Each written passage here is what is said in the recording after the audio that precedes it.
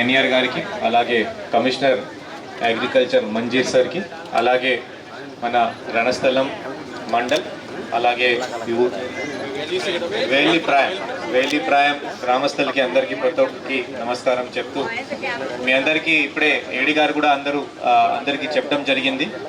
ఈ రోజు నుంచి మీ ప్రతి ఒక్క పొలం, ప్రతి ఒక్క ఏరియా చూడడానికి మన రైతు సేవా కేంద్రం నుంచి ఒక టీం రావడం జరుగుతుంది. ఆ టీంలో రైతు సేవా కేంద్రంలో ఉన్న విఏ అంటే అగ్రికల్చర్ అధికారి, అలాగే హార్టికల్చర్ అధికారి, అలాగే ఏదైనా అక్కడ మనకి ఈ మత్స్యకార ఫిషరీస్ ఏదైనా ఉంటే ఫిషరీస్ అధికారి, అందరితో పాటు మరీ ఇంపార్టెంట్గా ఏపీసీఎన్ఎఫ్ అంటే ఈ కృత్రిమ కాకుండా మన ఈ నేషనల్ ఫార్మింగ్ చేసే అధికారి వాళ్ళు కూడా రావడం జరుగుతుంది. వాళ్ళు మీ భూమి పరిచయం చేసుకొని ఆ భూమిలో ఏం అనుకూలంగా మన వర్షపాతం తక్కువ ఉంది, ఈసారి ఒక 50% తక్కువ మనకి పడింది కాబట్టి ఏం అనుకూలంగా మనం ఈ పంట మనం వేసుకోవచ్చు. ఒకవేళ మీరు వరి ముందుగానే వేశారంటే వరితో పాటు అప్పటికప్పుడు మనం ఏం వేసుకోవచ్చు వాళ్ళు మీకు చెప్తారు. దయచేసి ఒక 7 రోజుకి మీ పొలం దగ్గర ఉంటే, మీ ఇంట్లో దగ్గర ఉంటే బాగుంటుంది. అది ఒకటి.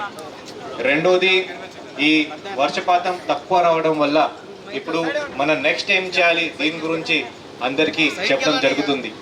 2 అంశాలు ఉన్నాయి. ఒకటి అంటే నవధాన్యాలు. ఇప్పటి వరకు ఈ నవధాన్యాలు అంటే PMDS, pre monsoon dry sowing అది అంటాం, అది మనం టెక్నికల్గా. బట్ మీకోసం నవధాన్యాలు అదే వేస్తే ఇప్పటి వరకు మనం ఆ భూమి సంబంధించి హెల్త్ కానీ, భూమి సంబంధించి ఒక మంచిదనం కానీ అది పెరగడానికి మనం వాడేవాళ్ళు. బట్ కానీ నిన్న గారామండల్ వెళ్ళి ఒక విలేజ్కి వెళ్తే చూస్తే అక్కడ కూడా నవధాన్యం నుంచి కూడా ఒక 20,000 వరకు వాళ్ళకి ఆదాయం రావడం జరుగుతుంది.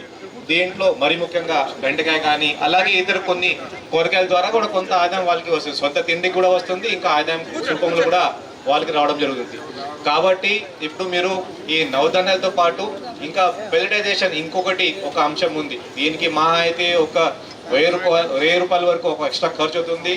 ఆ విత్తనాలకి ఒక 600, దీంతో పాటు ఇంకొక 200 నుంచి ఒక 400 వరకు ఆ పైలటైజేషన్కి అవుతుంది. అది కూడా ఎలా చేయాలి, ఏపీసీఎన్ఎఫ్ నుంచి ఆ CRP ఉంటారు, కమ్యూనిటీ రిసోర్స్ పర్సన్ ఉంటారు, అది మీకు సరిగా నేర్పిస్తారు. అది చేయగలిగితే బాగుంటుంది.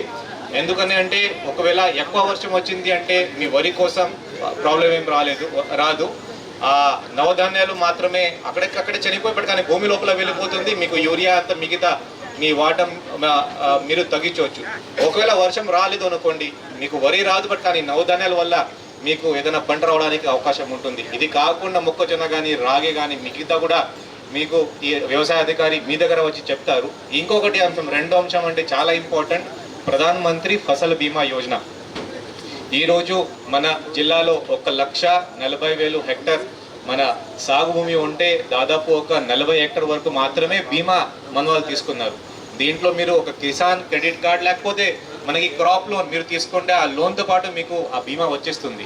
ఒకవేళ ఏదైనా ఆ కరువు ప్రాంత డిక్లేర్ అయిన తర్వాత వర్షం రాకపోతే మనకి ఆ పంట రాదు అంటే మీకు ఆ ఎకరానికి 40,000 రూపాయల వరకు కూడా మీకు రావడం జరుగుతుంది. దయచేసి ప్రతి ఒక్కరూ ఆ ప్రధాన మంత్రి ఫసల్ బీమా యోజన తీసుకోవాలి. ఒకవేళ మీకు అందలేదు, ఒకవేళ మీకు తెలియదు అంటే రైతు సేవా కేంద్ర దగ్గర వెళ్ళి మీ అగ్రికల్చర్ అంటే వ్యవసాయ అధికారి అక్కడ ఉంటారు, లేకపోతే ఇంకొకటి అక్కడ VRO ఉంటారు, ఎవరో ఒకరికి చెప్పి మీ నాన్ లోనీ ఫార్మర్స్ కోసం అంటే మీరు లోన్ తీసుకోలేదు అంటే వాళ్ళ కోసం ఈ ఫెసిలిటీ మనం ఇస్తాం. ఒకవేళ మీరు లోన్ తీసుకున్నారు అంటే ఒకవేళ మీ బ్యాంక్కి వెళ్ళి అడగండి. ఒకవేళ చేయలేదు అంటే వాళ్ళు చేస్తారు, ఫ్రీగానే మీకు ఇవ్వడం జరుగుతుంది. ఈ రెండే అంశం. సో ఒక 7 రోజు వరకు మీరు మీ ఇంట్లో దగ్గర లేకపోతే పొలం దగ్గర ఎక్కడైనా చోట్ల ఉంటే టీం వచ్చి మీకు చూపిస్తారు.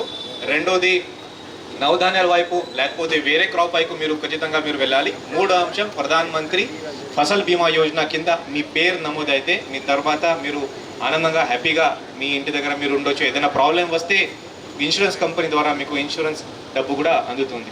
ఒక మంచి ప్రోగ్రాం పెట్టారు, చాలా సీరియస్గా కూడా ఇప్పుడు సడన్గా అందరూ సీరియస్ అయిపోయారు. సో కాబట్టి ఇలా సీరియస్తోనే మనం ఇంకా ముందుకు వెళ్ళాలి. మంత్రి గారు కూడా చెప్పారు, అంటే ఇప్పుడు కొంచెం చిన్న వర్షం వస్తే అందరూ ఆనందంగా మళ్ళీ వరి వేయడం స్టార్ట్ చేస్తారు. దయచేసి అలా చేయకూడదు. ఎంత మీరు ఈ సీజన్ వరకు మీరు వరి నుంచి కొంచెం దూరంగా వెళ్ళగలిగితే బాగుంటుంది. వరి తినడం కూడా మనం కొంచెం తగ్గించాలి. దీనివల్ల డయాబెటీస్ మిగతా అనారోగ్యం కూడా మన వ్యవస్థ కాబట్టి అదే ఒక వేరే విషయం. బట్ కానీ వరి నుంచి కొంచెం మీరు దూరం వెళ్ళగలిగితే బాగుంటుంది. దీనికి కావాల్సిన అన్ని సహకారం మన రైతు సేవా కేంద్ర కింద దగ్గర మనం ఇస్తాం. సో ఈ ప్రోగ్రామ్ సక్సెస్ చేసేందుకు మరి ముఖ్యంగా సర్పంచ్ గారికి, ఎమ్మెల్యే గారికి అండ్ ఇక్కడ ఉన్న ఈ అందరికీ అండ్ మరి ముఖ్యంగా సార్కి కూడా అందరికీ థ్యాంక్స్ చెప్తూ సెలవు తీసుకుంటాం.